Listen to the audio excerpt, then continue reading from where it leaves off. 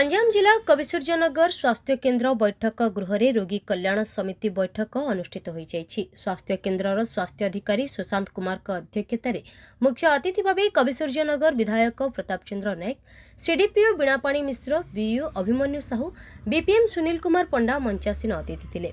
अन्य रोगी कल्याण समिति सदस्य मध्य प्रभात कुमार सामल, बी शंकर पात्र, कैलाश चंद्र बेहेरा अन्य उपस्थित थिले। एही अवसर में बहुदिन हिला रहितिबा एम्बुलेंस कार्यक्रम सह एक्सरे मेसीन कार्यक्रम लगी शुभ देइथिले विधायक। 2 जन डाक्टर नियुक्ति, 2 स्पेशलिस्ट डाक्टर आनिबा, फार्मासिस्ट, विभिन्न उपकरण क्रय, 4टी एसी, पब्लिक शौचालय आदि बहु उन्नतिमूलक कार्य लगी पदक्षेप ग्रहण करा जायछि। कविसूर्यनगर सीएचसी उपरे पाखापाखि 1.5 लाख लोक निर्भर करती और विगत 24 वर्ष स्वास्थ्य सेवार जो प्रकार अवनति केमती सुधारिबा ताकू लक्ष्य करी आज एटी गोटे मल्टी स्पेशलिस्ट हॉस्पिटल होची जद्वारा कि साधारण लोक सहजरे केमिति स्वास्थ्य सेवा पाइपर ता सहित आज रोगी कल्याण समितिर बैठक थिला और बैठक में जहाँ जहाँ आवश्यक अच्छी आलोचना है और आगामी दिन तक केमती पूरण करूँ से पदक्षेप निगला ता सहित एठू जदि गोटे रोगी के आम रेफर करवा भलरे आम्बुलेंस कड़े नाला आज आम्बुलेंस को आम कार्यकारी करूँ ता सहित एक्सरे मेसीन को भी कार्यक्रम करूँ ता सहित ईसीजी साधारणतः आप देखिए छाती जंत्रणा होगा लोके जापारती से कौन रोग ना कौन रोग पीड़ित अच्छा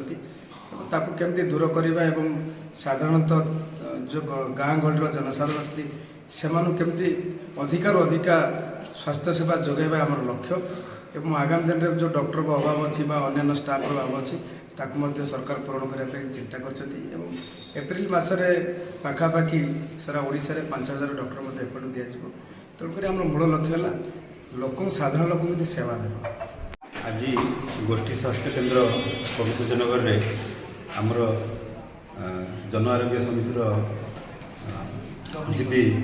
गवर्निंग बॉडी मीटिंग थिला ताकू से अटेंड करके आसिकी आमर एक्सरे यूनिट ता सहित ईसीजी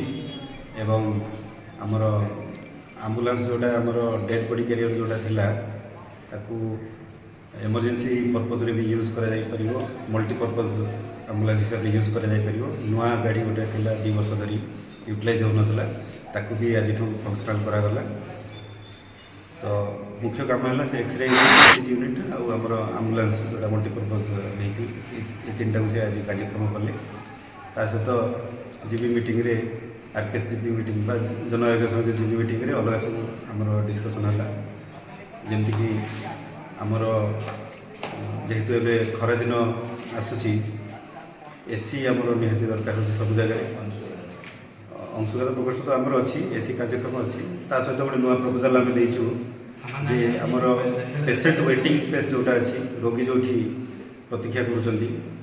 प्रतीक्षा कक्ष से भी 2टा एसी लगे नुआ प्रपोजाल केतरा दिखाई जमीक इमरजेंसी ड्यूटी रूम गोटे कंस्ट्रक्शन बाकी सब तो आमर चली नूतन 30 बेडेड जो 30 बेडेड हॉस्पिटल केमती सब शीघ्र आरंभ कर से कार्यटा यही सब विषय आमर रूटीन डिस्कसन है सब डिस्कसन करी एमएलए राजी होती एमएलए लैड फंड रू सी आमर इमरजेंसी ड्यूटी रूम से फंड सैंक्शन करेंगे एवं आम पेसेंट वेटिंग स्पेस भी सी माने फंड सैंक्शन करेंगे एवं जदि इन फ्यूचर दरकार है आमर रेजिस्ट्रेशन चैम्बर भी गोटे रूम गोटे नुआ तैयारी करा सेटा भी प्रपोजाल अच्छी। तो जेहेतु नुआ 30 बेडेड हॉस्पिटल तैयारी होची ताकू आखि आगे रखिकी सबकिछि योजना त्वरान्वित करा। ब्यूरो रिपोर्ट, प्रेरणा न्यूज टुडे।